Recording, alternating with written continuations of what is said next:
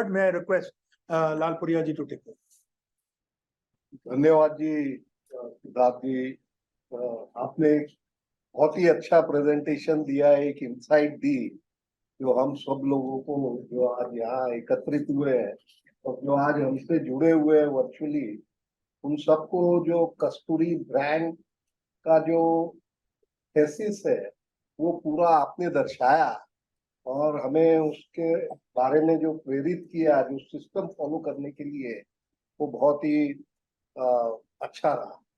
और मैं धन्यवाद देना चाहूंगा हमारे चेयरमैन साहब टेक्सोसिल को, जो मुझे मौका दिया आज इस प्रोग्राम में शामिल होने का। और मैं आज काफी प्रेरित हुआ सुरेश जी कोटक से, जो उन्होंने इस भूमिका को, कॉटन की जो अपने व्हाइट गोल्ड कहते हैं, उस भूमिका को बरकरार रखा। और ये जब ओरिजिन हुआ था उस दिन भी जुड़े थे और आज भी टेक्सोसिल के रिक्वेस्ट से ये हमारे बीच है और हम सबको आज ये प्रेरित कर रहे हैं। तो जैसा कि सिद्धार्थ जी ने बताया कि भाई हिंदुस्तान जो है वो कॉटन के लिए जाना जाता है और कॉटन जो है व्हाइट गोल्ड है। और आज हमें एक बहुत बड़ी अपॉर्चुनिटी है कि हम इसको वैल्यू क्रिएशन को आगे ले जा रहे हैं, न कि केवल ब्रांडिंग के द्वारा, बट इसकी जेन्युइनिटी, ट्रांसपेरेंसी और अकाउंटेबिलिटी, जो कि आज वर्ल्ड में बहुत ही जरूरी एक ऑब्जेक्टिव हो गया है हर देश को, हर जो सप्लायर को फॉलो करने का, उसका सिस्टम जो है वो टेक्सोसिल और सीसीआई की मदद से हम लोग एस्टैब्लिश करने जा रहे हैं, जिससे कि इसके लाभ जो आने वाले कल में, मैं आपको अभी तो नहीं बता पाऊंगा, लेकिन मेरा स्ट्रॉन्ग बिलीफ है कि जो इंडियन कॉटन है, जो इतना वर्सेटाइल क्रॉप है, कि इंडिया में आज short staple, medium staple, long staple सारे तीनों क्रॉप बनते हैं, जो अपने आप में एक यूनिक है। और हर टाइप की इंडस्ट्री को, जो कि डेवलपमेंट के लिए एक अपॉर्चुनिटी सिस्टम देता है इंडियन कॉटन, वो काफी सराहनीय है। तो कस्तूरी ब्रांड जो लॉन्च हुआ है वो एक परसीव्ड वैल्यू क्रिएशन तो है ही, बट ये एक यूनिफॉर्मिटी ऑफ कॉटन की जो एक अकाउंटेबिलिटी और ट्रांसपेरेंसी जो हर वैल्यू चेन के उपभोक्ताओं को जो चाहिए, वो इससे अपने मिलेगी। तो इस जो कस्तूरी कॉटन के जो बेनिफिट्स है, वो मैं एक ही शब्द में कहना चाहूंगा कि जो अकाउंटेबिलिटी है वैल्यू चेन को, अगर आप उसको सही तरीके से आप उसको प्रोजेक्ट करते हैं तो आपको वो प्रोडक्ट एंड प्रोडक्ट में जरूर मिलती है। जैसे कि आज एमएमएफ में फाइबर डिफाइन होता है, लेंथ डिफाइन होती है और वो कंसिस्टेंटली आपको मिलती है। तो आपका जो कस्टमर है वो हर प्रोडक्ट को हमेशा कहता है कि मुझे एक दफे नहीं खरीदना, इसको मुझे कंसिस्टेंट क्वालिटी चाहिए। तो ये कस्तूरी कॉटन कंसिस्टेंसी को बरकरार रखती है और वो एक बहुत बड़ा बेनिफिट जो है, चाहे उसके डाइस्टफ एब्जॉर्प्शन से लेके है, चाहे उसकी क्वालिटी की लस्टर को लेके है, चाहे उस क्वालिटी को ड्यूरेबिलिटी कह लीजिए। तो ये सब चीजें जो है वो आदमी ऑर्गेनाइज तरीके से प्लान कर सकता है अपने ऑपरेशन में, अपने मार्केटिंग में। तो जो भी एक कमिटमेंट है, एक प्रॉमिस है ब्रांड का, वो डिलीवर हो सकता है इसके द्वारा।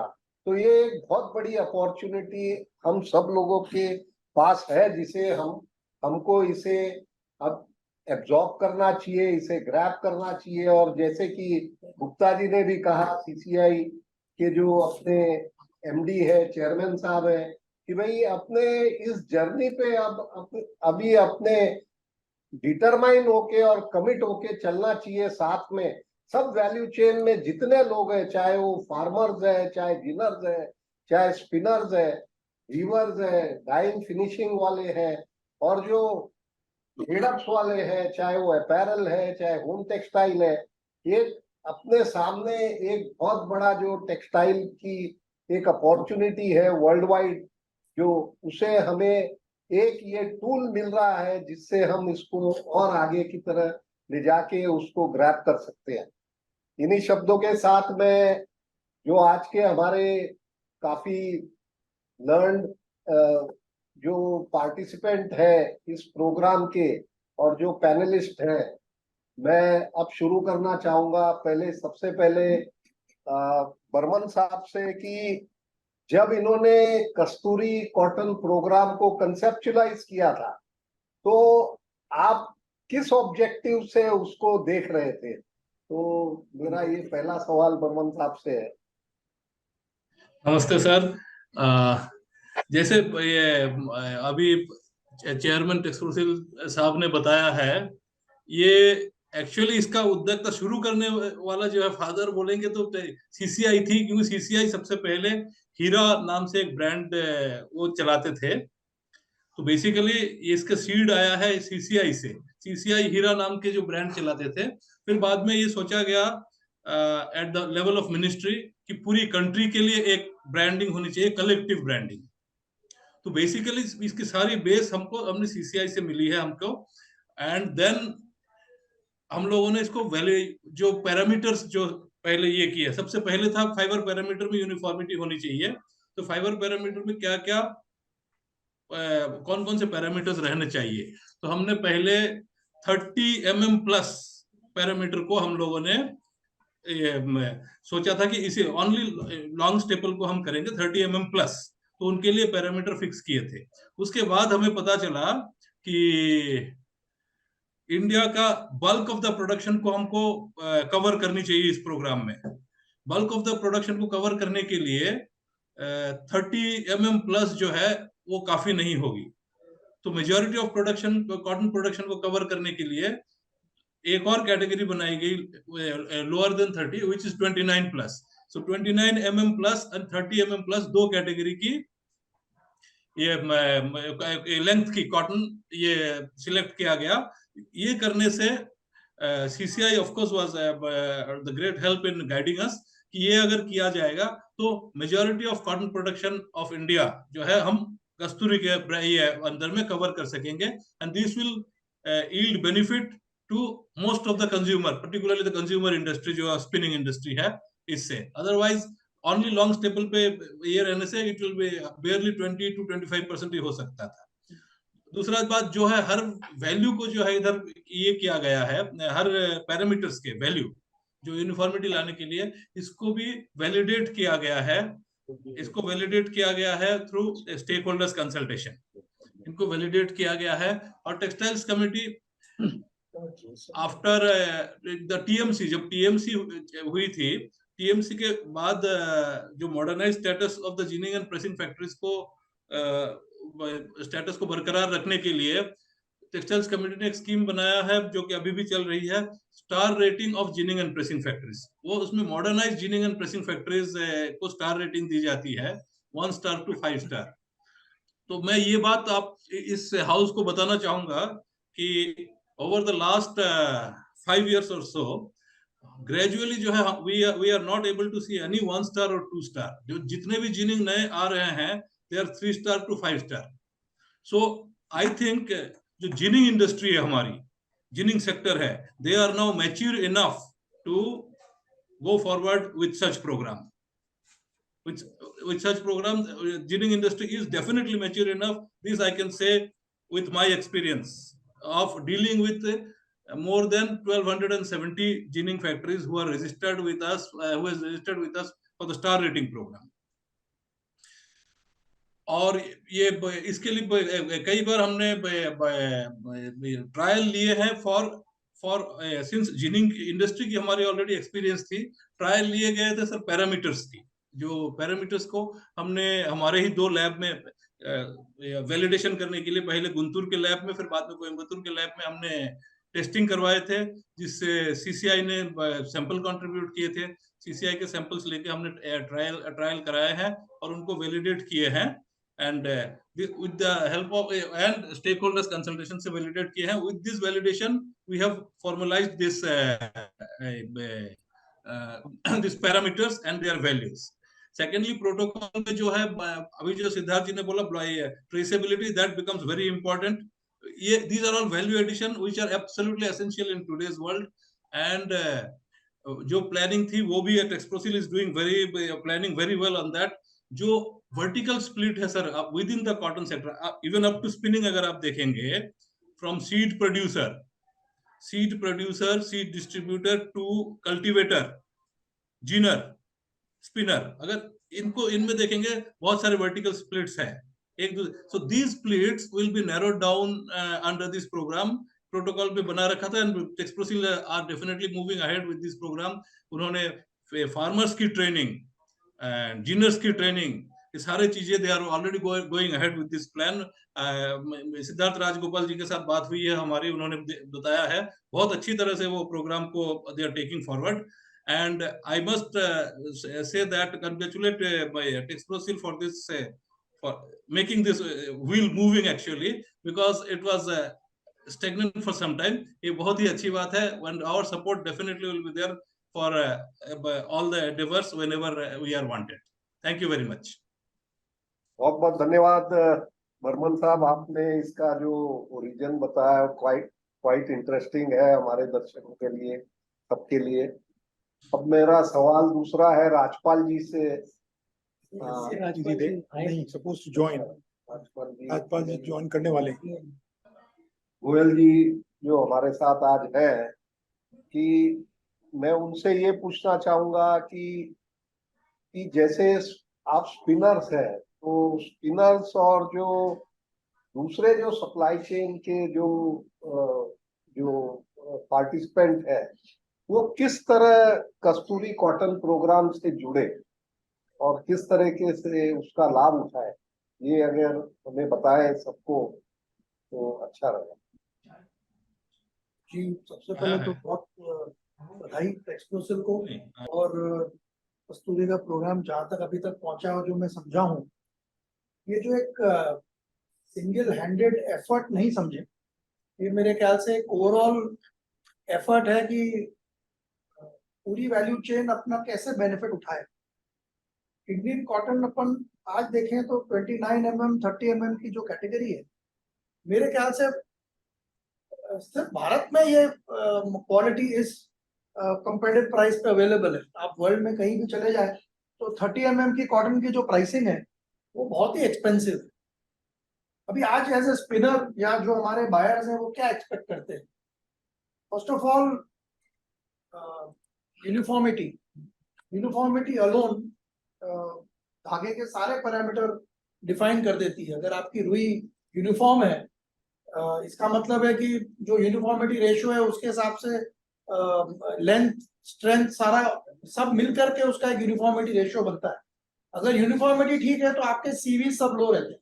अगर सीवीज लो रहेंगे तो आपका यार्न क्वालिटी की इवननेस पे इम्पैक्ट आता है, और आपके कस्टमर्स के ऊपर भी वैल्यू चेन में, चाहे आपका निटर हो या वीवर हो, वो अल्टीमेटली मैकेनिकल परफॉर्मेंस के हिसाब से तो चला लेता है, लेकिन धागे से जो एक्सपेक्ट करता है वो है कि इवननेस. तो यूनिफॉर्मिटी सिंगल हैंडेडली एक ऐसा सब्जेक्ट है जो क्वालिटी ऑफ कॉटन को बहुत ज्यादा तरीके से एनहांस कर लेता है. आज एज अ स्पिनर आप समझ सकते हैं कि जितना भी कैपिटल एक्सपेंडिचर होता है, बहुत हैवी कैपिटल एक्सपेंडिचर होता है स्पिनिंग, एंड उसके ऊपर हमको वर्किंग कैपिटल के ऊपर बहुत ज्यादा पैसा लगाना पड़ता है. उसका मेन रीजन ये है, आज अगर मैं 25 साल में देखूं तो पहले जब हम स्पिनिंग करते थे, चाहे हम गुजरात से रुई लें या महाराष्ट्र से रुई लें, तो हम 10, 15, 20 दिन की भी कॉटन रख करके आप स्पिनिंग कर सकते थे. इसका रीजन था कि तब इतनी बहुत ज्यादा वैरायटी या क्रॉस ब्लेंडिंग नहीं थी. अब ऐसी सिचुएशन हो गई है कि यूनिफॉर्मिटी रेशियो थोड़ा कम होने की वजह से अगर मेरी 100 बेल की मिक्सिंग है तो मुझे मिनिमम 30 लॉट्स यूज करने पड़ते. 30 लॉट्स मींस 3000 बेल्स अगर मेरे वेयरहाउस में है तो ही मैं मिक्सिंग लगा सकता हूँ, नहीं तो मैं कंसिस्टेंट क्वालिटी का धागा प्रोड्यूस नहीं कर सकता. तो this is a huge drain on capital. आज स्पिनिंग मिल्स के पास वैसे भी वर्किंग कैपिटल शॉर्ट रहता है, तो आज अगर मुझे और सुपीरियर कॉटन का यूज करना पड़े, मान लो लॉन्ग स्टेपल है और अगर 31 mm ले ली तो और एक्सपेंसिव कॉटन होती है. So this working capital requirement, only one parameter I'm talking. I think Kasturi is touching on so many parameters.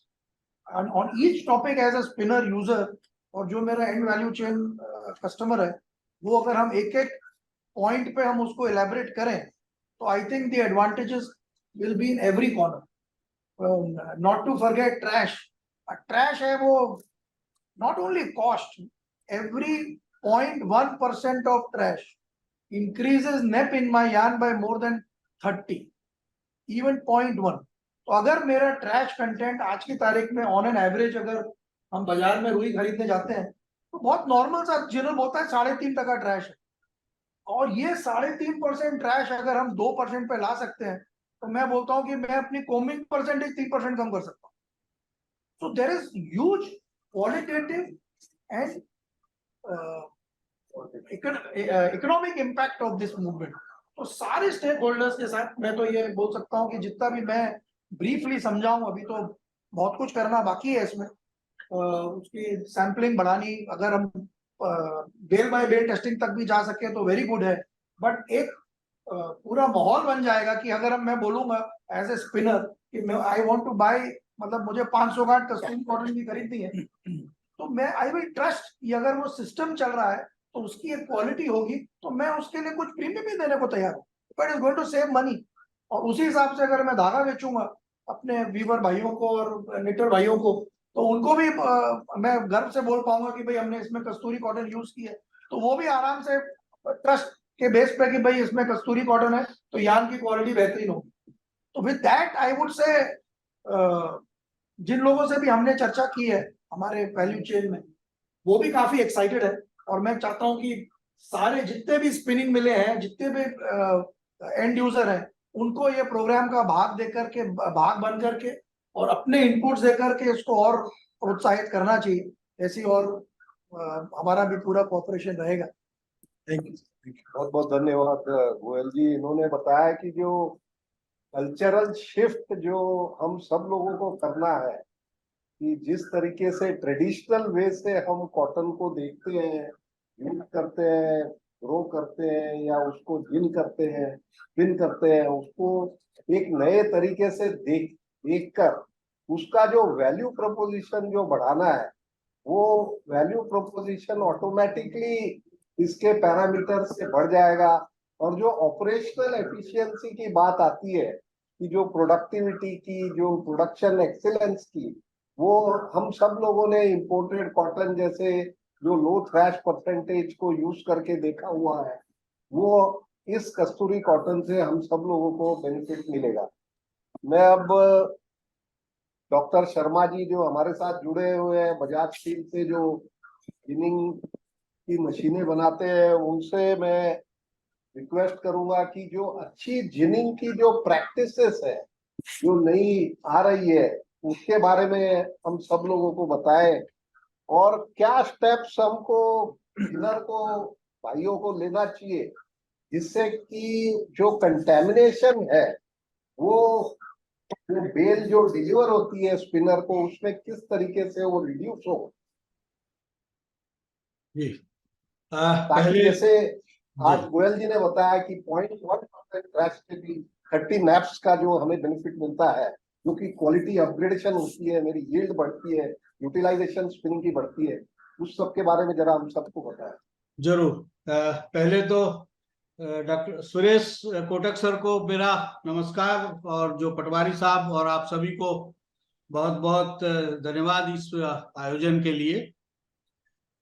जो एक सवाल है कि दुनिया की कहीं भी मशीनरी अगर लग रही है, चाहे वो अमेरिका में लग रही है, चाहे वो ब्राजील में लग रही है, चाहे वो उरुग्वे में लग रही है, या पैराग्वे में लग रही है, या अर्जेंटीना में लग रही है, उज्बेकिस्तान में लग रही है, या इंडिया में लग रही है, बजाज स्टील जैसे वर्ल्ड का सबसे बड़ा जिनिंग मशीनरी मैन्युफैक्चरर है, उसमें हमने ये, मैं बात इसलिए बता रहा हूं कि जो अपने को अगर मन में किसी को भी ऐसा है कि ट्रेस कंटेंट 2% कैसे आएगा, उसके लिए मशीनरी क्या आएगी, उसके लिए कहीं से बाहर से कोई इंतजाम करना पड़ेगा क्या, ऐसा नहीं है. क्योंकि जो हम अमेरिका में या ऑस्ट्रेलिया में कहीं भी कॉटन बना रहे हैं तो उसकी मशीनरी इंडिया से ही जा रही है। तो जो आपकी आज स्थिति है, आप जैसे इंडिया में सबसे लार्ज आपका कल्टीवेशन एक एरिया है, आप टाइम टू टाइम कभी नंबर 1 कभी नंबर 2 पे होता है, लेकिन कॉटन के नंबर 1 कंट्री हैं प्रोड्यूसर। उसी तरीके से कॉटन जिनिंग मशीनरी के भी नंबर 1 प्रोड्यूसिंग कंट्री इंडिया ही है, for the one factory itself, one company itself. और चारों टेक्नोलॉजी जो वर्ल्ड में है जिनिंग में, वो यहाँ एक ही ऐसी फैक्ट्री है जो दुनिया में बनाती है, वो है बजाज स्टील। तो हर चीज सफाई के लिए अगर आपको क्वालिटी कोई भी बेस्ट से बेस्ट बनानी है तो वो यहाँ अवेलेबल है।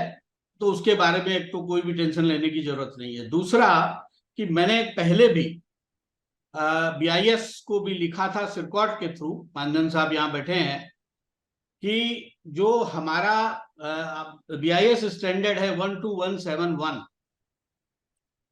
उसको हमको थोड़ा अलाइन करना चाहिए ISO 8115 जो इंटरनेशनल स्टैंडर्ड है बेल का। उसका मेन कारण ये है कि यहाँ अपन BIS 12171 में ये कंपलसरी किया गया है कि आप क्लॉथ ही वापरेंगे, और क्लॉथ रब करके फट जाता है, कितना भी करें तो जो हैंडलिंग है उसमें क्लॉथ निश्चित फटता है, क्योंकि पतले से पतला करने की कोशिश होती है और लोडिंग अनलोडिंग में रब करने में वो फट जाता है, और उसमें वो जो ट्रैश या मट्टी वगैरह एंटर करती है उससे, और नॉर्मल लुक भी खराब हो जाता है। जबकि अगर हम बाकी कंट्रियों की बात करें, whole of the America, whether the north और दी साउथ, या हम बात करें इवन जो एरिया वेस्टर्न अफ्रीका का है, या हम बात करें CIS कंट्रीज का, उज्बेकिस्तान उसमें मेजर है, सभी जगह आज जो PVC बैग्स इस्तेमाल हो रहे हैं, जो 120 GSM से 150 GSM के बीच के रहते हैं, और हार्डली कोई कभी कभार ही उसमें बैग फटता है, और बैग को एज इट इज पूरा निकाल देते हैं, इसलिए कंटेमिनेशन की जो बात है वो भी उसमें नहीं आती है। ये एक मिथ जरूर हो सकती है लोगों के मन में कि प्लास्टिक का बैग रहेगा तो कोई कंटेमिनेशन की बात आ जाएगी, but that is not the case, क्योंकि जो मॉड्यूल्स भी बन रहे हैं आज बोर्ड में, उनमें प्लास्टिक का ही कवर लग रहा है। आप अगर US की बात करें या आप किसी भी कंट्री की बात करें जहां मॉड्यूल में माल आ रहा है, इंडिया तो बहुत लकी कंट्री है जहां पर कि इतना क्लीन, अगर रियल टर्म्स में हम किसान का कॉटन जब देख लें, जब वो पिक करके ला रहा है तो उसमें 1% के आसपास की ही ड्रेस आती है। बहुत सारी जगह पे हमने इसको कोशिश की देखने की, अब उसमें वो हैंडलिंग में या जिनिंग में उसके अंदर इंक्रीज करके, क्योंकि BIS 3% तक की इजाजत देता है 12171, बाकी में बढ़ा करके 11% तक भी है डिफरेंट कॉटन्स में, लेकिन ये 3% को यहाँ अगर रियल वे में मशीनरी को यूज किया जाए तो इसको 1% के अंदर रखा जा सकता है। There is no big issue for the so many varieties, जिसको 1% तक हम आराम से कर सकते हैं, जिनको आप कस्तूरी में ले सकते हैं। तो उसका कहीं भी डिमॉन्स्ट्रेशन की जब जब बात आई, डिमॉन्स्ट्रेट किया गया है और ये पॉसिबल है। तो इसके लिए अगर BIS में उसको इम्प्रूव किया जाए तो शायद वो लागू होगा। BIS का ऐसा लगता है कि BIS तो आज कंपलसरी नहीं है और जिनर्स उसको फॉलो करने के लिए जरा अभी इतनी जल्दी राजी नहीं है। अभी भी हमने देखा कि जिनर्स ने जैसे ही एक अभी CCI ने ट्राई किया था तो बहुत विरोध आया कि भाई हम नहीं करेंगे, सब इकट्ठे हो गए कि हम BIS को लागू नहीं करेंगे। लेकिन BIS अगर किसी तरीके से लागू होता है कंट्री में तो that will give lot of benefit, और उसमें चेंज कर दिए जाएं to match the international standard ISO 8115, packing material के बारे में, खास करके ट्रैश कंटेंट के बारे में। और जब हम ट्रैश क्लीन करते हैं उसके साथ कंटेमिनेशन भी एक लेवल तक क्लीन होता है, लॉन्ग कंटेमिनेशन पर्टिकुलरली। कि जब हम प्री क्लीनर का अगर प्रॉपर यूज करते हैं तो उसमें वो इंटेंगल हो जाता है। उसको अगर हम after a particular time friction of second के लिए रोक दें, जिसमें हम ब्रेकिंग सिस्टम लगा देते हैं कि क्योंकि अदरवाइज जो जिनिंग का क्लीनर है अपना, प्री क्लीनर बोल रहे हैं उसको, प्री क्लीनर जो है काफी टाइम लेता है रुकने में, तो उतने टाइम प्रोसेस डिस्टर्ब हो जाती है, जिनिंग इंटरप्ट हो जाती है। लेकिन अगर हम उसमें ब्रेक लगा दें प्री क्लीनर में तो वो इमीडिएट रुक जाता है, that is not a big issue. तो उसमें क्विकली अगर निकाल लिया जाए तो हार्डली 30 सेकंड के अंदर हो जाता है, और तब तक का माल हमेशा जो फ्लो में हमारा, चाहे फीडर्स हैं या हमारा कन्वेयर है, उसमें ऑलरेडी प्रेजेंट रहता है। तो कहीं भी जिनिंग ऑपरेशन इंटरप्ट नहीं होती है या प्रोडक्शन डाउन नहीं होता है। अभी सबसे बड़ी प्रॉब्लम ये रहती है कि जिनर्स का प्रॉब्लम ये रहता है कि भाई अगर हम ट्रैश कम निकालते हैं और 3% का नॉर्मल पैटर्न है, तो 2% अगर हम निकाल देते हैं और 1% पे लाते हैं तो हमारा 2% का जीओटी कम हो जाता है, जबकि हमको उसके इक्विवेलेंट 2% पैसा प्रीमियम नहीं मिल रहा है। तो या तो स्पिनर और जिनर के बीच पूरा डायरेक्ट कांटेक्ट हो जाए, जहां ये एग्रीमेंट हो जाए कि भाई अगर आप देंगे, और क्योंकि स्पिनर्स को भी वेरियस जिनर्स से लेना है तो सारे का सारा ग्रुप ये करे, जिसमें दिक्कत आती है। अभी जो मोस्टली काम ब्रोकर्स के थ्रू जो हो रहा है, ब्रोकर्स के पास इतने न तो मीन्स हैं और न ही उसकी एक उतनी सोच है उसपे कि भाई हम क्वालिटी कंट्रोल की बात करें। उसका कहना रहता है भाई मुझे तो इतनी अगर 5,000 गांठे खरीदनी है एरिया से तो ये रेट मैं दूंगा, इस रेट में कौन लिखाता है वो लिखाए। अब सवाल ये आता है कि अगर एक आदमी ने 2% कम ट्रेस रखी है तो वो ये सोचता है कि मेरा तो 2% का लॉस हो गया स्ट्रेट फॉरवर्ड। लेकिन अगर डायरेक्ट हो जाए और स्पिन, वो ब्रोकर ये बोलता है भाई मैं ट्रेस वगैरह का कंट्रोल आपके साथ नहीं कर सकता, वो मिल जाने और आप जानो। उसका कारण ये रहता है कि भाई वो कर ही नहीं सकता, उसके पास मीन्स नहीं है, तो वो 2% आगे जाता है क्योंकि उसको उसका प्रीमियम नहीं मिल रहा है जिनर को, इसके लिए वो निकालने को राजी नहीं है। तो समहाउ अगर हम कोई मैकेनिज्म ये कर देते हैं कि भाई हम 1% के लिए अलग से ग्रेडिंग, कि भाई चलिए बाजार में भाव उसका अलग रहेगा, 3% का अलग रहेगा, 4% का, या जो दूसरी वेराइटीज है उनके भाव वैसे थोड़े बहुत होते हैं, बट सेम वेराइटी में अगर हम ट्रेस कंटेंट की बात करने लगे, और कंटेमिनेशन की तो बात खैर होती ही नहीं है परचेज के टाइम, तो परचेज में पैरामीटर में ही नहीं लिखा हुआ है, क्योंकि उसके पहले जो भी लेबोरेटरीज हैं वो लेबोरेटरीज उस एंगल को मेजर ही नहीं करती। तो आज लेकिन अगर आप जिनिंग में ट्रेस कम करेंगे तो कंटेमिनेशन ऑटोमेटिक कम होगा, ये देखने की बात है। हम कम से कम सभी कंट्रियों में, जैसे आज करीब 40 कंट्रियों में हम काम कर रहे हैं, और 40 कंट्रियों में हम देखते हैं कि वो लोग किस तरीके से काम करते हैं, तो यहाँ भी उन चीजों को निश्चित लागू किया जा सकता है। थोड़ा सा डिटर्मिनेशन और जो प्राइस का डिफरेंस है या उसकी वजह से जो उसको फायदा मिलना चाहिए जिनर को, उसको प्रॉपरली कंसीडर करने की रिक्वायरमेंट है। अब समहाउ मेरे सामने से स्क्रीन हट गया है, बट वापस आ गया। तो ये जरूर कहना रहेगा मेरा कि एक तो अपने को पैकिंग के मामले में, और दूसरा अगर वेट की जो बात आ रही है, इंटरनेशनल बेल नॉर्मली 228 किलो की आती है 500 पाउंड्स के हिसाब से, और कुछ कंट्रियां ही खाली अदर डिफरेंट वेट वो पहले इसलिए बनाया जाता था कि कुछ तो मैनुअल हैंडलिंग थी, कुछ जो बेलिंग प्रेसेस जिस साइड की बन गई उनको ऑल ऑफ सडन हटाना पॉसिबल नहीं था। लेकिन अब टाइम बदल चुका है। जैसे आज अगर मान लीजिए हम डाउन पैकिंग प्रेसेस लगाते हैं कहीं भी वर्ल्ड में, तो उसमें आप कोई भी वेट ले सकते हैं विद इन रेंज। आप 160 किलो भी, 150 किलो भी ले सकते हैं और 250 किलो भी ले सकते हैं। उसको सेट करना होता है between where you want it. तो वो बड़ी सिंपल सेटिंग है, हाइट की सेटिंग है खाली, हाइट की सेटिंग से, और बाकी का जो ऑटोमेटिक उसमें हो जाता है कंप्रेशन सेटिंग, उससे आपको पर्टिकुलर कंप्रेशन के अंदर अंदर एक पर्टिकुलर वेट की बेल आ जाती है।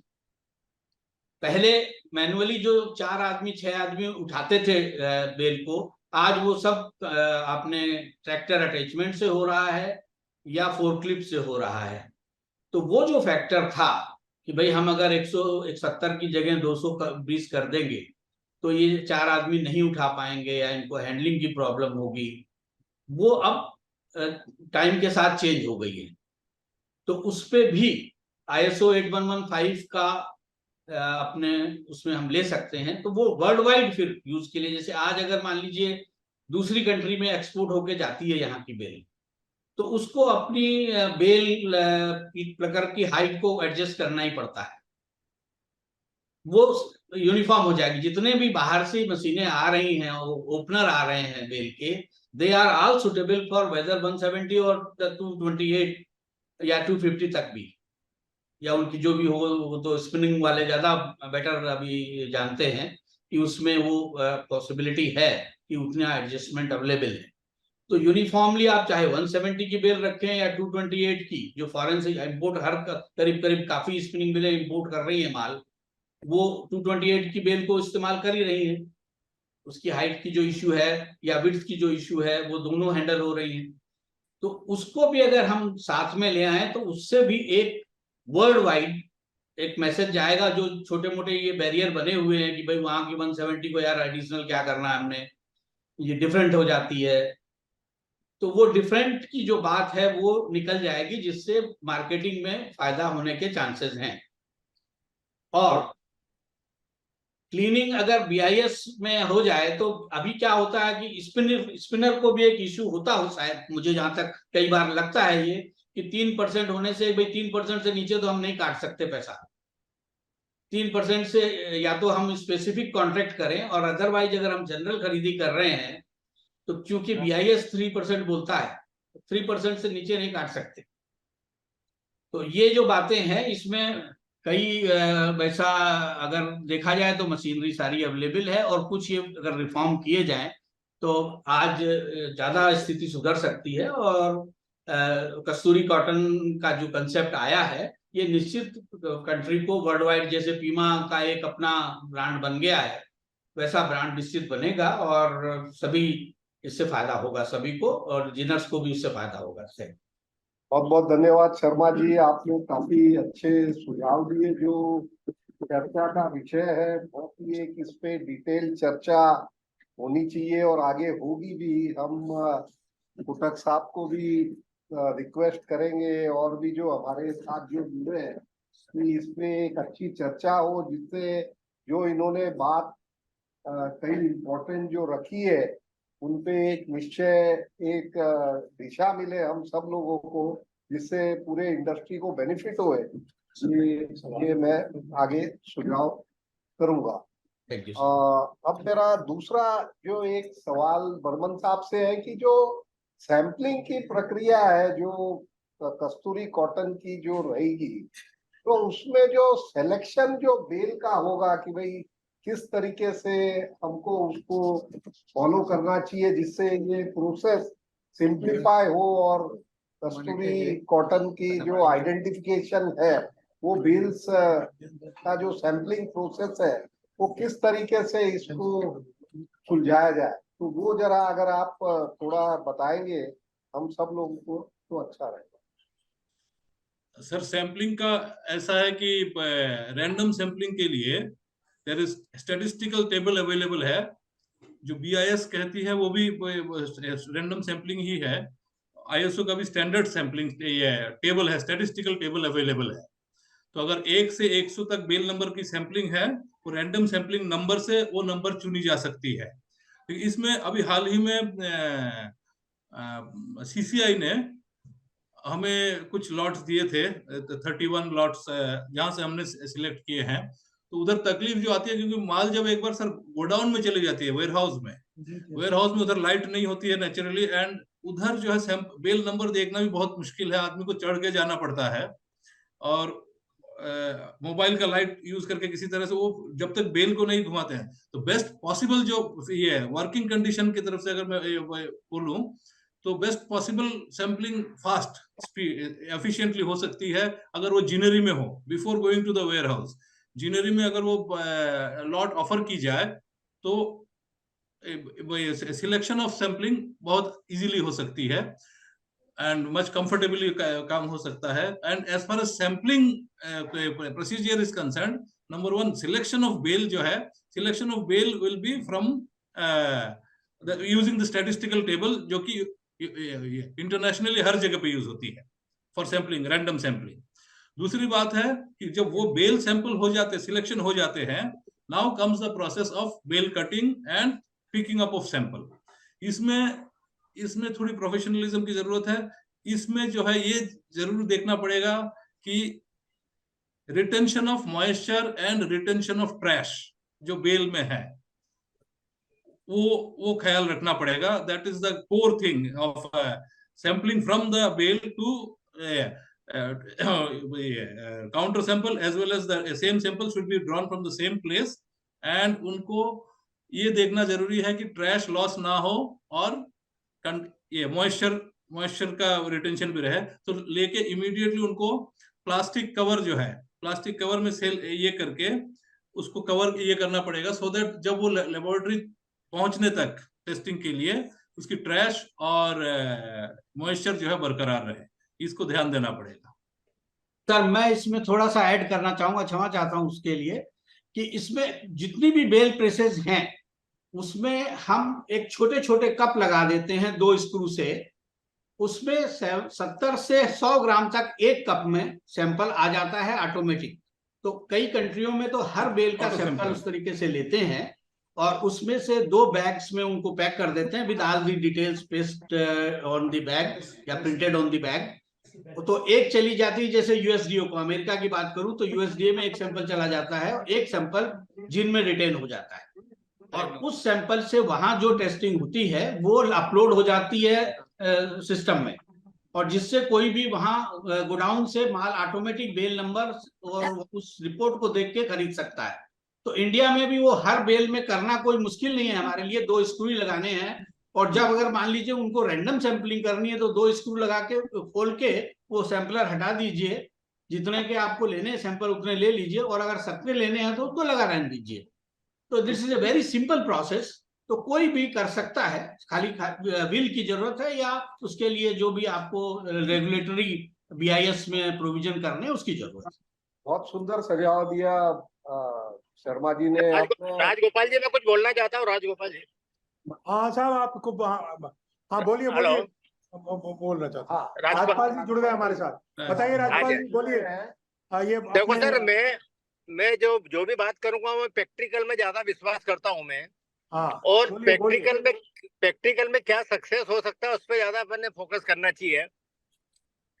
तो अभी मेरा सबसे पहला ये कहना है कि जहां तक जिनिंग का मशीनरी का सवाल है, इंडिया में अच्छी लेटेस्ट टेक्नोलॉजी की मशीन है, उसमें कोई इशू नहीं है.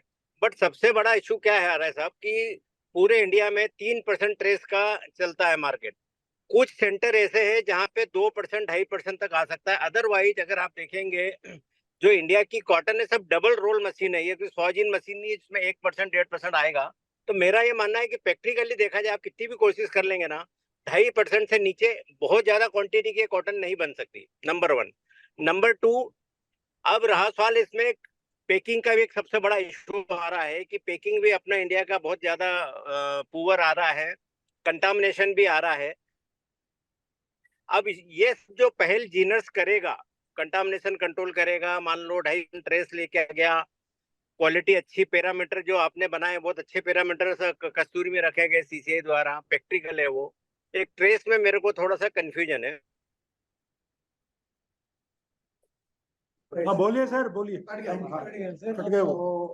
नहीं, ये चर्चा का विषय है और डेफिनेटली पांडियन साहब बताएंगे इस पे. प्रैक्टिकली चाहते हैं कि उस चीज को हम उस उद्देश्य से देखें कि कस्तूरी में एक डिस्टिंक्ट क्वालिटी जो है वो अपने आप में होनी जरूरी है. नहीं तो जो अब मेरा सवाल जो है डॉक्टर वंद्यान जी जो हमारे साथ जुड़े हैं, कि जो क्वालिटी स्पेसिफिकेशन जो कस्तूरी के लिए जो बनाए गए हैं उस पे आपका क्या व्यू है, और क्या इम्पोर्टेंट जो बेनिफिट है जो कस्तूरी कॉटन के कारण जो यूजर्स को क्या इम्पोर्टेंट बेनिफिट्स मिलेंगे उसके बारे में हम सब लोगों को पता है. सबसे पहले मैं टेक्स प्रोसिल को धन्यवाद देना चाहता हूँ, इन्होंने मुझे ये मौका दिया। देखिए, कस्तूरी कॉटन ब्रांडिंग और कुछ नहीं है, ये एक क्वालिटी मेंटेनेंस का एक मुहिम है। जो पैरामीटर्स डिसाइड किए गए हैं, जैसा कि कस्तूरी ब्रांडिंग में वादा किया गया है, अब ये होगा कैसे? वो आपका जो पैरामीटर्स डिसाइड किए गए हैं उससे आपको अपने आप ही वो सब मिल जाएगा। जैसे माइक का जो कंट्रोल रखा गया है उससे आपको सॉफ्टनेस मिलेगी, लस्टर प्लस वी से मिलेगा, वाइटनेस आरडी वैल्यू से मिलेगी, प्योरिटी आपकी यूनिफॉर्मिटी इंडेक्स से मिलेगा, कंफर्ट आपकी वो लेंथ जो डिसाइड गई है उससे मिलेगा। अच्छा, बाकी ये जो है इसका जो रॉ मटेरियल की एक बार स्टैंडर्डाइजेशन हुआ तो ये हम हर एक इंडस्ट्री के बारे में जानते हैं, आगे के सारे जो प्रोसीजर्स हैं वो सिंप्लीफाई हो जाते हैं। अगर रॉ मटेरियल में ही काफी वेरिएशन है तो किसी भी इंडस्ट्री में किसी भी प्रोडक्ट को बनाने में तकलीफ आती है। तो अगर कस्तूरी ब्रांडिंग को हम पूरी तरीके से अच्छी तरह से इम्प्लीमेंट करते हैं और उसको फॉलो करेंगे तो first of all ease of business होगा, ये एक ट्रांसपेरेंसी आ जाएगी बिजनेस में, क्योंकि जो बना रहा है वो बता के मतलब बोल रहा है कि मेरा ये क्वालिटी है, और जो खरीद रहा है उसको भी ये मालूम है कि मैं क्या खरीद रहा हूँ। इससे प्रोडक्शन में तो इम्प्रूवमेंट होगा ही, और मेरा पूरा इस बात का अनुभव है कि एफिशिएंसी में भी काफ़ी इम्प्रूवमेंट हो जाता है। जैसा कि पहले बात चल रही थी कि सिर्फ 2% अगर ट्रैश कम है हम उसका पैसा दे रहे हैं और हमको 2% प्रोडक्शन ज़्यादा मिल रहा है, बट अगर आप एफिशिएंसी देखेंगे जैसे कि spindle breakages and all this things, उसमें काफ़ी बहुत ज़्यादा फर्क आता है। इसकी सारी स्टैटिस्टिक्स अवेलेबल है। अगर हमारा इम्प्रूवमेंट इन क्वालिटी है या कंसिस्टेंसी इन क्वालिटी है तो इंटरमीडिएट प्रोडक्ट तो अच्छे बनेंगे ही, और उसके साथ जो एंड प्रोडक्ट है उसमें भी काफ़ी इम्प्रूवमेंट आ जाएगा पूरे कॉटन वैल्यू चेन में। फॉर्चुनेटली सुरेश भाई इधर हैं, हमने उनके मेंटरशिप में एक बहुत बड़ा प्रोजेक्ट किया था, उनको याद होगा, कॉटन वैल्यू चेन। उसमें हमने प्रोडक्शन से लेकर के एंड अप टू गारमेंट का पूरा कॉटन वैल्यू चेन एड्रेस किया था। और मुझे अच्छी तरह याद है कि हमने उस प्रोजेक्ट में 0.5% से लेके 1.5% तक की ही ट्रैश उसमें आने दी थी, और जो उसने यान बनाया था, और वो कोई छोटी क्वांटिटी यान नहीं था, सब्सटेंशियल क्वांटिटी ऑफ यान था। और उसका मैं आपको बताऊं, यूस्टर स्टैटिस्टिक्स के हिसाब से 5% लेवल था। That means only 5% yarn in the world was better than that quality. Yes. And we could get the, आजकल सबसे ज्यादा इशू कॉटन में आता है डाइंग गारंटी देना।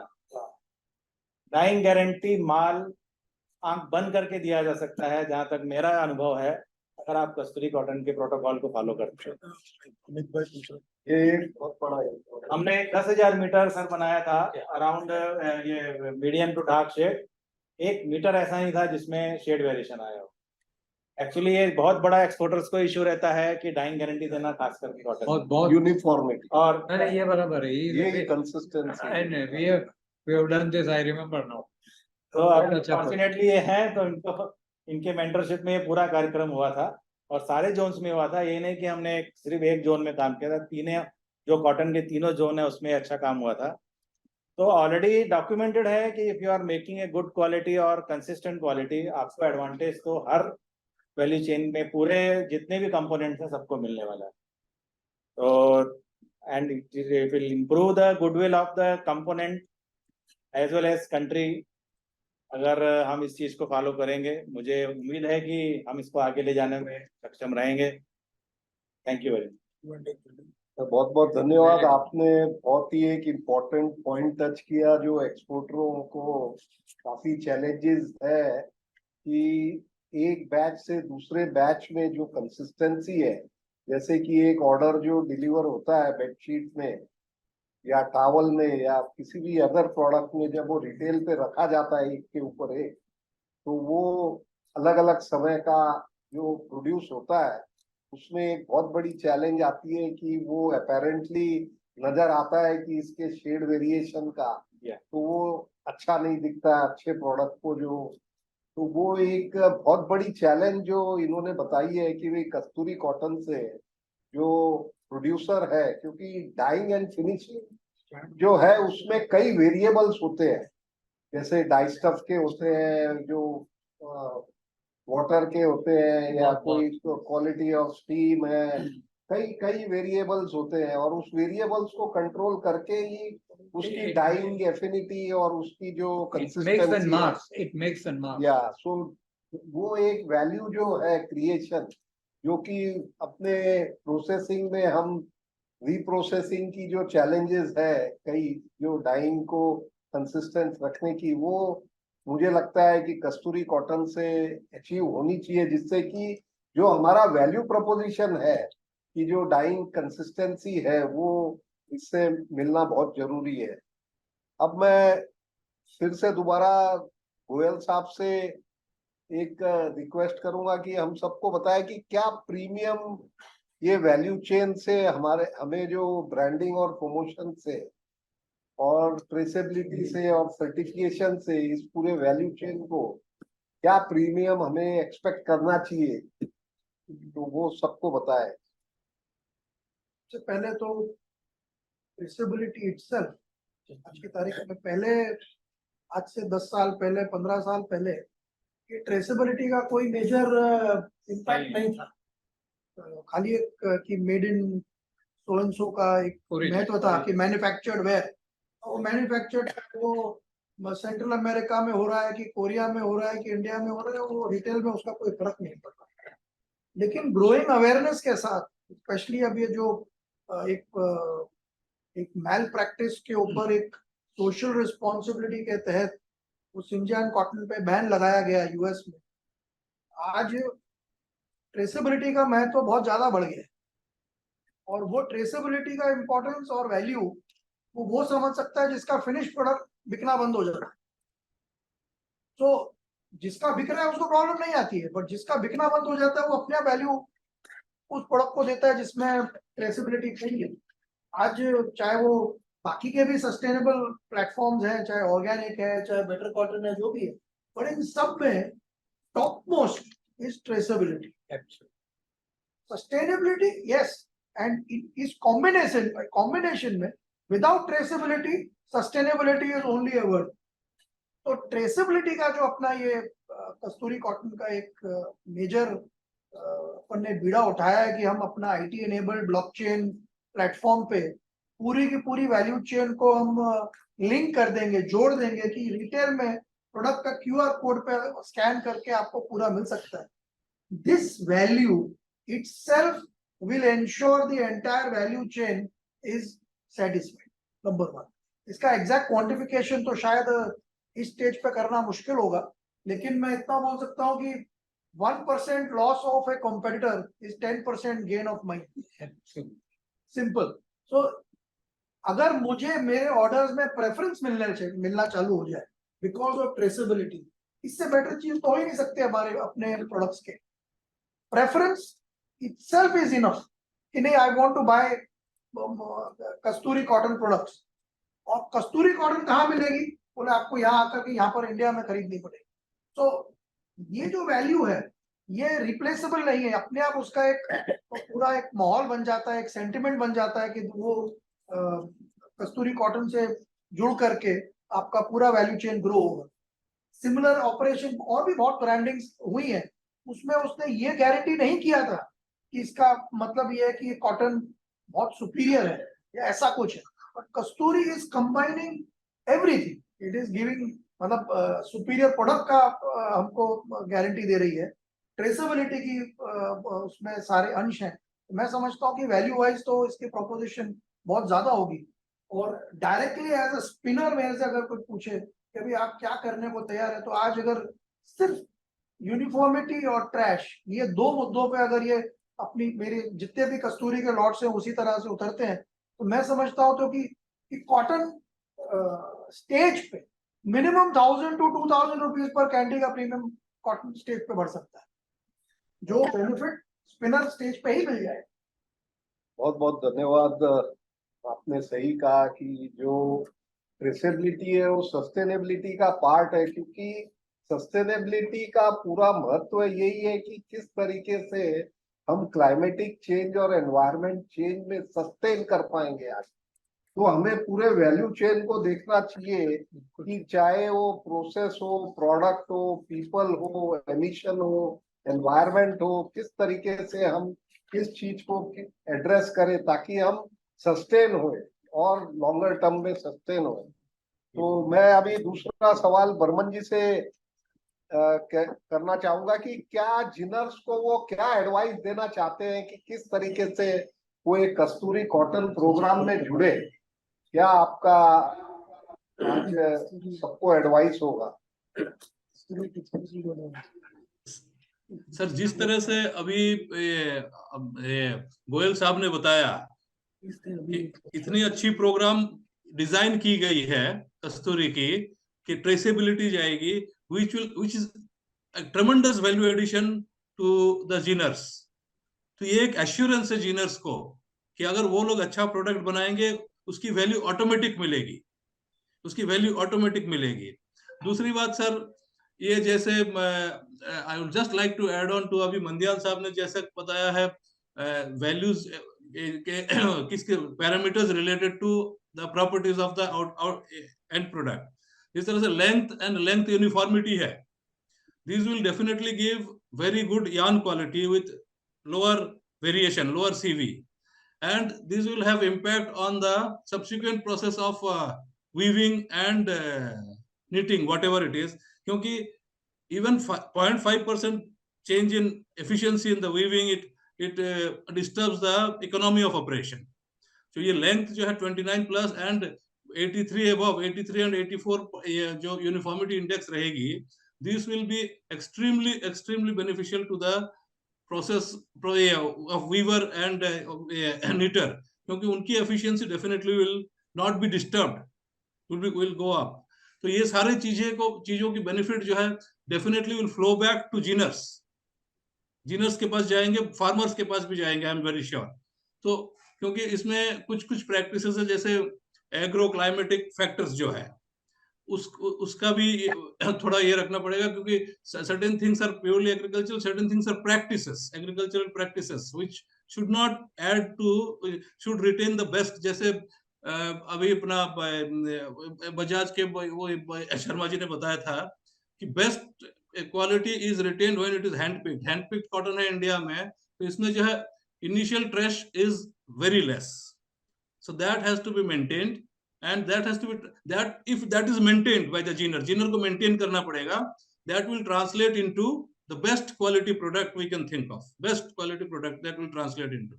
तो ginner जैसे हमारे ये कोटक सर ने बताया, they are the fulcrum, they are in the fulcrum position। so कहीं भी they are the fulcrum position of reputation of India। जैसे शुरुआत में हमारे CCI CMD ने बताया, it is a tradition and legacy की ब्रांडिंग हो रही है, इंडिया की कॉटन की ट्रेडिशन एंड लेगेसी की ब्रांडिंग हो रही है। तो जिनर्स का इस रोल बहुत बड़ा है, they have to understand that and they have to accept it, क्योंकि वो अगर चाहे तो they can make it happen, and it is so very important that their role is very very crucial in it. तो मेरा भी यही request रहेगा ऑल जिनिंग कम्युनिटी को, जिनिंग सेक्टर को, because as far as their infrastructure is concerned, मैंने पहले ही बोला कि उनका investment, they are making the best possible investment and they are bringing out best possible ginneries, they are setting up in infrastructure, they are investing in setting in best possible infrastructure today। So only question now is the practices को अगर वो लोग establish कर दे, practices को, culture, basically work culture आती है एक, definitely उनको प्रॉब्लम है, थोड़ी सी सीजनल इंडस्ट्री है, तो that is a real drawback, but that can be overcome by putting a practice. बहुत सही कहा आपने कि कल्चरल जो चेंजेस है वो इनकॉर्पोरेट करने पड़ेंगे अपने प्रैक्टिसेस में, सिस्टम में, ताकि वो कस्तूरी ब्रांड के लिए जो सिस्टम जो क्वालिफिकेशन है वो उसको अपने स्टैंडर्डाइज करके अडॉप्ट करें। मैं अब डॉक्टर मंदियाल जी से पूछना चाहूंगा कि भाई वो जिनर्स को क्या एडवाइस देना चाहते हैं कि भाई 100% सक्सेसफुल रहे अपने टेस्टिंग जो लॉट है कॉटन के अचीव करने में, क्या उनको क्या मापदंड और क्या सिस्टम एडॉप्ट करने चाहिए जिससे कि उनके टेस्टिंग जो है कस्तूरी कॉटन को मीट करे, जो जिनर्स को आप क्या एडवाइस देना चाहिए? देखिए, जहाँ तक उनको ये एडवाइस है कि मुझे तो ये लगता है कि कई जिनर्स के बाद हो सकता है कि कस्तूरी ब्रांडिंग वाला लॉट हो भी। मेन तकलीफ ये है कि हम ज्यादा उसको टेस्ट करते नहीं और जानने की कोशिश नहीं करते हैं कि हमारे पास क्या पड़ा है। इनफैक्ट मैं तो आज 6-7 महीने से लोगों को यही समझाता हूँ कि आप एक बार जान लो आपके पास क्या है। और मैं आपको पूरा एश्योर, क्योंकि देखिए अधिकतर कॉटन 29 है प्लस MM की है ही। थोड़ा सा इश्यू रहेगा ट्रैश वगैरह का। अगर हमको पता है कि मेरा ट्रैश 2.1 है या 2.2 है, तो मैं इसको 2 से नीचे ले जाने के लिए कोई ज्यादा मेहनत करने की जरूरत ही नहीं। और मैं बता सकता हूं कि अगर किसी जिनर के अच्छा जिनर होगा उसके पास आपको 2% से नीचे का लॉट मिल जाएगा। मैं तो कहता हूं कि इस अज्ञान की वजह से वो नुकसान उठा रहे। अवेयरनेस नहीं है उनको कि मेरे पास क्या है। उनके पास है कस्तूरी, पर वो कस्तूरी उनको पता नहीं है। जैसा ऐसा है जैसा कहीं कहानी पढ़ी होगी कि आंख बंद करके चले और सामने हीरा पड़ा और आगे निकल गए। तो थोड़ा सा बहुत सही फरमाया इन्होंने। अब मैं सभी से रिक्वेस्ट करूंगा कि आपके और कोई जो सवाल है, हमारे यहाँ जो हमारे चेयरमैन साहब बैठे हैं, जो सिद्धार्थ जी है, कोटक साहब है, और वो और हमारे जो पैनलिस्ट है वो सब यहाँ मौजूद है आपके सवालों का जवाब देने के लिए। तो हम कोशिश करेंगे कि आपके सवालों का जवाब भी हम दे। तो इसको सवाल पूछना है क्या Q&A में आ जाते हैं अभी। Thank you to our panel. अब आपके पास सवाल है तो साहब पूछिए, और व्हाटएवर इट इज, या अभी पूछ नहीं पाते तो मेल करिए हमें। ईमेल आईडी हम आपको दे देते हैं। वेबसाइट हमारा है जो कस्तूरी के क्वेश्चंस हैं। तो most welcome, but we encourage you to ask some question. अभी आपके पास कोई सवाल है तो थोड़ा पूछिए। चैट में क्वेश्चन पैनलिस्ट चैट बॉक्स में हम डाल देते हैं हमारा चैट बॉक्स में link। क्वेश्चन हैं क्या? ये प्रेजेंटेशन भी हम सर्कुलेट कर देंगे, रिकॉर्डिंग भी।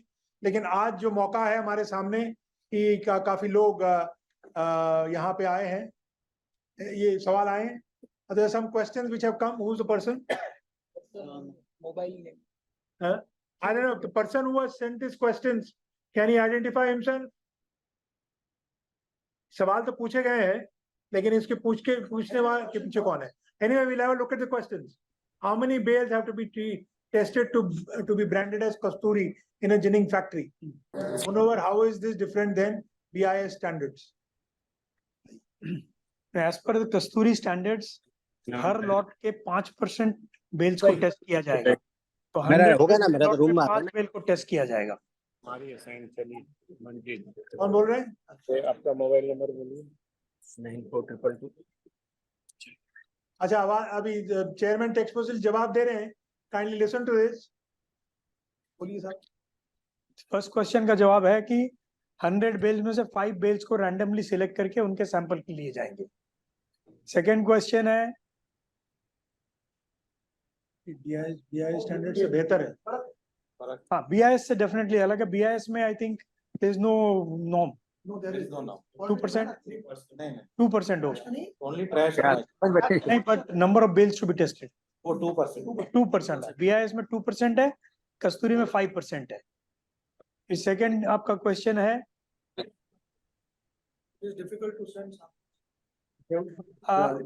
थोड़ा टाइम जरूर लगेगा, but it will not be 1 week. हम लोग अभी ये नॉर्म को सेट कर रहे हैं एंड इसको शॉर्टेस्ट पॉसिबल किया जाएगा। टारगेट रहेगा 2 से 3 दिन के अंदर में रिजल्ट मिल जाएगा। और रीजनल टेस्टिंग का भी हाँ, वी विल लैब्स सिलेक्ट करेंगे, पर अभी जैसे NABL सर्टिफाइड लैब बहुत ज्यादा नहीं है, पर जितनी अवेलेबल उसमें से हम लोगों ने सिलेक्ट करके एनलिस्ट किया है। और जैसे जैसे समय जाएगा मोर लैब्स विल बिकम एनरोल्ड, फिर अवेलेबल हो जाएंगे। बाकी यस, ये क्वेश्चन है, चैलेंज है, इसको हम फास्टेस्ट वे में और क्विकेस्ट वे में रिजॉल्व करेंगे।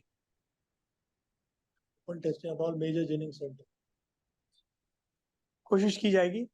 Trash, we will be following the trash analyser. He is asking for new machine to produce trash.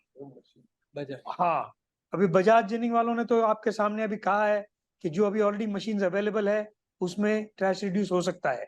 बाकी इसके आगे और भी कुछ होगा तो we will request Bajaj and even other ginning manufacturers to share their technology.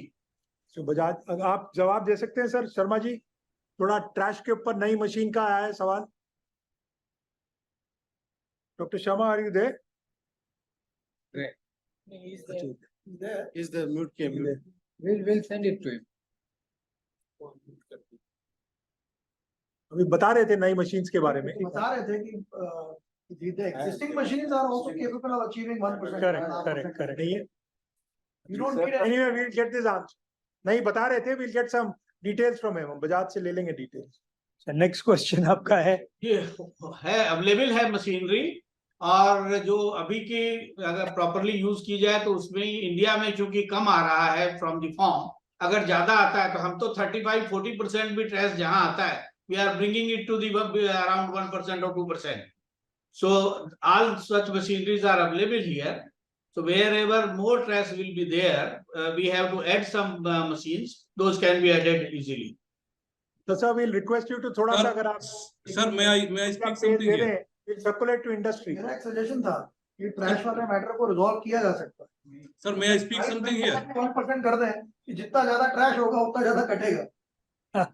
Upon premium की बात करते हैं। हाँ, this is premium. I'm saying एक बाजार में नॉर्म है कि मैंने 3 पर अगर मैं ट्रैश कम करूंगा तो मेरी घाटे का प्रीमियम कौन देगा? तो अपन उसको उल्टा कर दें कि नॉर्म ही कम हो जाए तो Kasturi will help in fact Getting premium. हाँ, शर्मा साहब ये सुझाव सुनिए आप, ठीक है, बता रहे हैं। बर्मन साहब कुछ कहना चाह रहे हैं?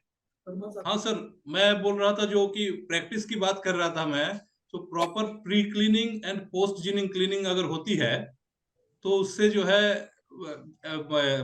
Automatically there is every chance that the trash could be kept within the limit. Proper pre cleaning and post cleaning. ठीक है सर, Major point है। सर पॉइंट नंबर 5 जो है वेदर स्पिनर देगा कि पैसे नहीं देगा, ठीक है, इसमें सिंस इंडिपेंडेंटली सैम्पलिंग होकर के सर्टिफिकेशन होगा तो आई थिंक ये डिस्प्यूट की जगह खत्म हो जाएगी। ठीक है, नेक्स्ट पॉइंट।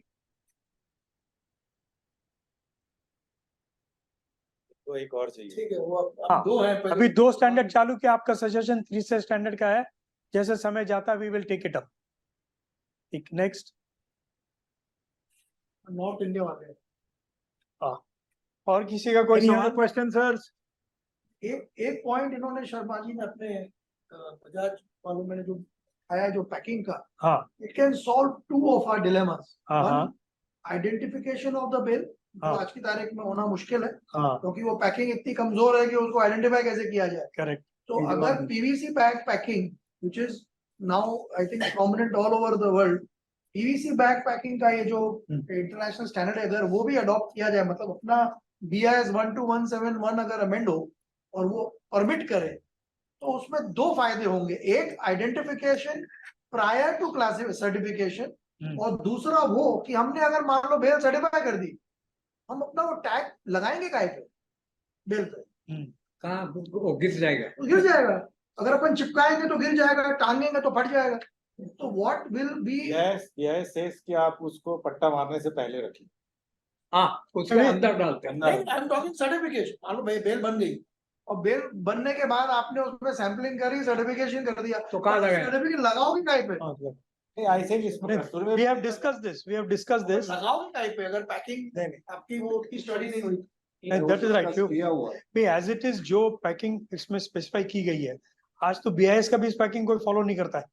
हाँ, अब फुली कवर्ड ही नहीं होती बेल्स। अगर उसको भी अपन इसमें इंटरप्रेट करके मतलब एक वो बना लें तो दोनों अपने will kill 2 birds with 1 stone. ठीक है, let's take it up, discuss Take it up, it's a good point. Next. ये बताइए साहब, gentleman added some more questions. ये प्रोग्राम जिनर केवल स्पिनर के लिए है, मेडअप के हैं यहाँ पे लालपुरिया जी, जब बताएं साहब कि मेडअप को कैसे फायदा पहुंचेगा इससे, वो पूछ रहे हैं सवाल। मेडअप्स में देखिए काफी फायदे हो सकते हैं क्योंकि जो सारे मेडअप्स जो है वो कलर्ड में जो सप्लाई होते हैं उनमें कंसिस्टेंसी जो डाइट डाई स्टफ की जो है, डाई की आ रही है। वो एक्सपेक्ट की जा सकती है। तो जो अपने रीप्रोसेसिंग है ड्यूरिंग ऑपरेशन, या जो अपने माल का जो रिजेक्शन परसेंटेज है वैल्यू लॉस के जरिए, या अपना जो कंसिस्टेंसी है प्रोडक्ट क्वालिटी की, वो इससे मैं समझता हूँ कि उसमें बहुत बड़ा बेनिफिट मिलेगा। और जो यार्न की कंसिस्टेंसी से फैब्रिक की क्वालिटी भी जो इम्प्रूवमेंट, जैसे इन्होंने कहा कि थ्रेश परसेंटेज रिड्यूस होने से जो नैप्स आते हैं और जो टाइम फिनिशिंग का जो लस्टर इंप्रूव होता है, वो डेफिनेटली हमें देखने मिलेगा, जिससे प्रोडक्ट का ओवरऑल क्वालिटी एनहेंसमेंट होगा।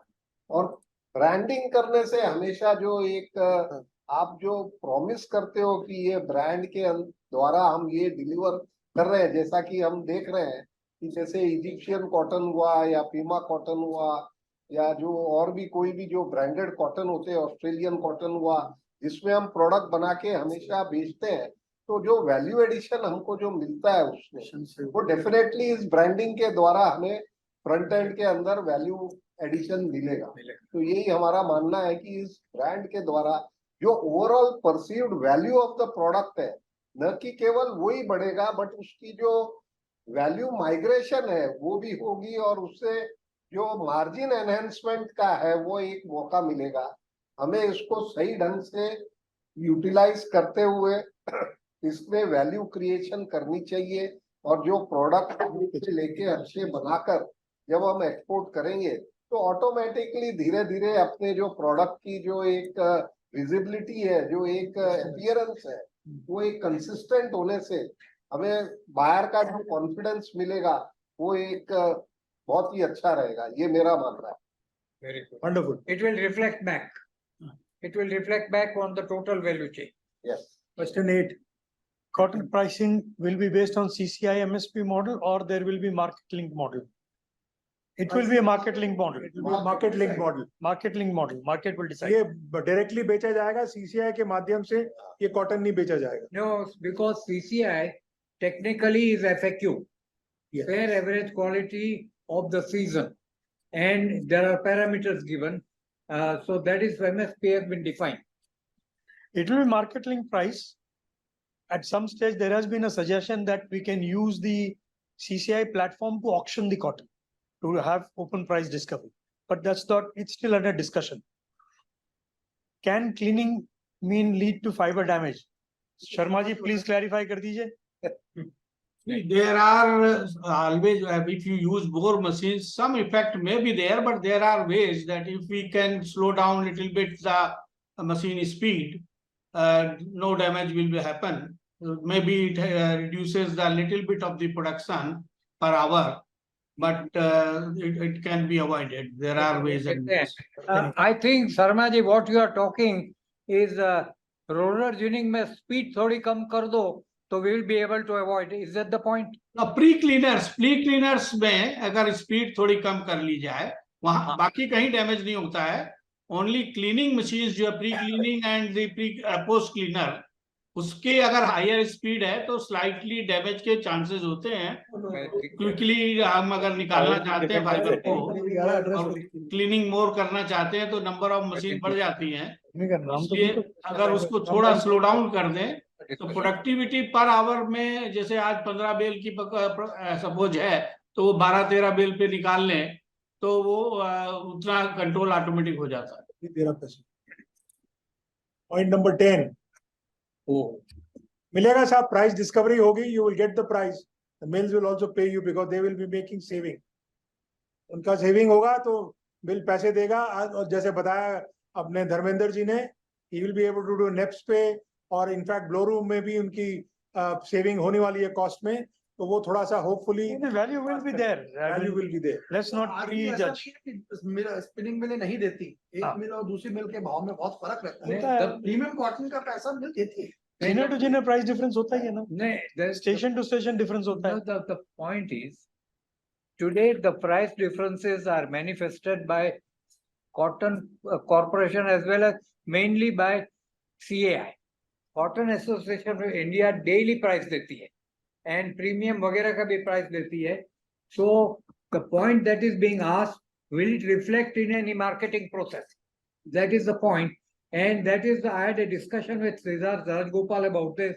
I said they can be reflected at a particular point, but it has to be determined by tax proceed that itni value deni chahiye, and that may be reflected on a marketing platform. This is my It's like a suggestion. suggested price. Sure. Yeah. You can say it is like a suggested price. Suggested price. Market अपना decide आएगा करेगा. sir, once the quantity starts coming in, the market will find the price, you know. No, market will find, yes, And then point but one. the indicators, Yes, the indicators will have to be given correct, on a marketing platform. right sir. Yes, sir. अपना CCI का 11 sir. उसमें एक और column add हो सकता है कि कस्तूरी कस्तूरी का एक, हाँ, एक पर column- और उसका सेटअप प्राइसेस करे tax proceed, Yes. Tax proceed एक कमिटी सेटअप बना के करेगी. हाँ बताएगा. Deepika. No, I think Ms. Deepika, well, what we are saying here is that this cotton will be available in Indian market by all means.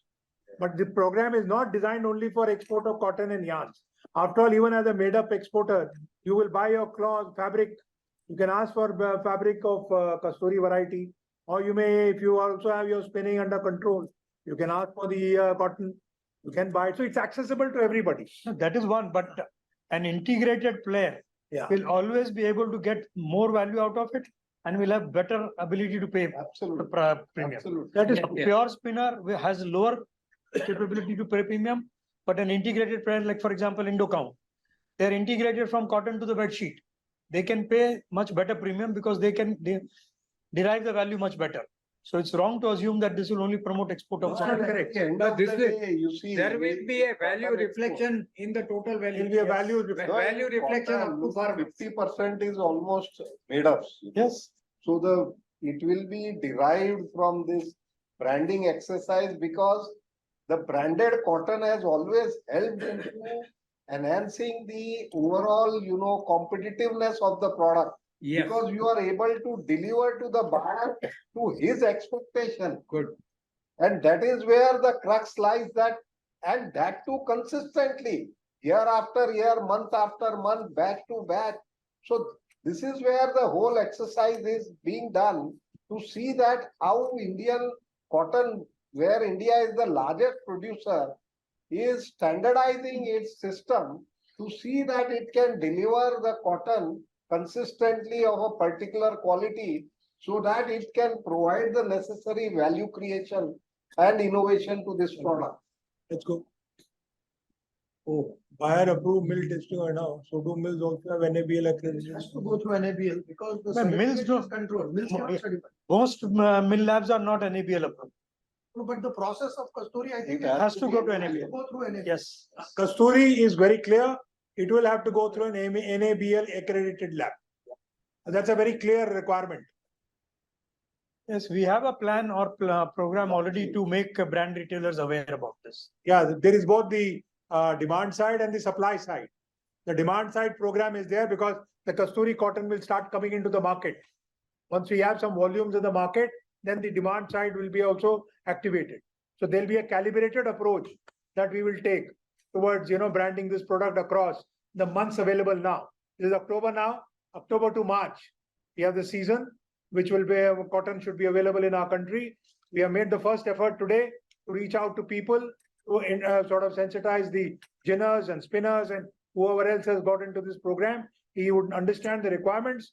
And as we move along, we are just into the 4th day of October. We will see that the cotton starts coming in. People are encouraged to produce, as was told just now by Mr. Mandya. Maybe many of the ginners may have the cotton with them. They never bother to check. So once they start checking it, hopefully they'll find and discover Kasturi in their backyard. So with these words, we thank you very much. We do appreciate all the questions raised. Please feel free to ask more questions. Please feel to ask whatever issue that comes to your mind. We are here to clarify. Our objective here is very clear. We will need to make this program a success. We have a galaxy of speakers today. They're all well experienced people. They understand the subject very well. In Texposil, we understand the needs of the market. We understand the concepts of branding. We are here to promote that in both the overseas market and also the domestic market. Mind you, we are not only targeting overseas. So this product line, India will be launching on 7th of October. which is the World Cotton Day, and you'll start hearing more about Kasturi as you move along through ads and through various other forms of communication. So with these words, I thank our panelists. I'm especially thankful to Suresh Ji Kotak. He's taken time out and he has been with us throughout the day, and really appreciate his energy and his commitment and his his keenness to try and encourage all of us when we embark on a new mission. I'm grateful to Lalpuria Ji. He's a well-known man, and he has told how he, sitting in the made-up system, will be able to benefit from it. That's one of the reasons why we took him as a moderator in the panel. It was not a Jinner or a spinner who moderated today. It was the person in the value add who would probably also be dealing with brands. So he moderated, and we are grateful to him. Dharmender Ji has been with us. He has been a source of tremendous inspiration, and he's always enthusiastic. And I do appreciate he put out the point of view of the spinners. We also had Mr. Mandyan, who is of course a veteran, and we will be using more of his services. He has already told us a few tips how to tap the Jinners and encourage them to move on and bring out their produce. We are grateful to our Burman Saab, and really I must say you gave the context, you gave the history, you gave the thought process behind this, and today we have sitting here, the dream that you probably had 5 years ago is taking shape today, and we are on 7th of October launching it, and we are really grateful to you, sir, and we'll always be looking up to you for more guidance and more help so that we take this process forward. Sharma Saab, you have been very invaluable. आपके जो views हैं and the way you have explained that all types of machinery is available in India, और ना केवल यहाँ है बल्कि विदेशों में भी हमारी मशीन यूज हो रही है, और उसमें विदेश में अगर ट्रैश कंट्रोल होता है तो हमारे यहाँ क्यों नहीं कंट्रोल हो सकता।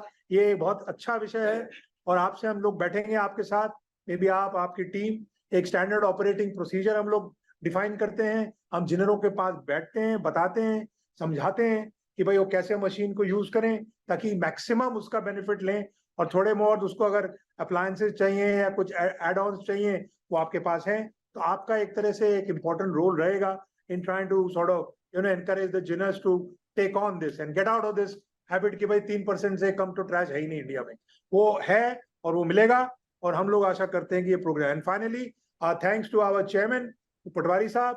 He himself is a spinner, but he has got a keen eye for cotton, and he also keeps tabs on this. His knowledge is really astounding on cotton. वो समझते हैं cotton को, और उनके देख रेख में और उनके थोड़ा under his guidance we have organized this seminar today, and I'm extremely happy that about 240 people joined today. And of course it's late in the evening, many of them have left, but all of you are free to communicate with us anytime.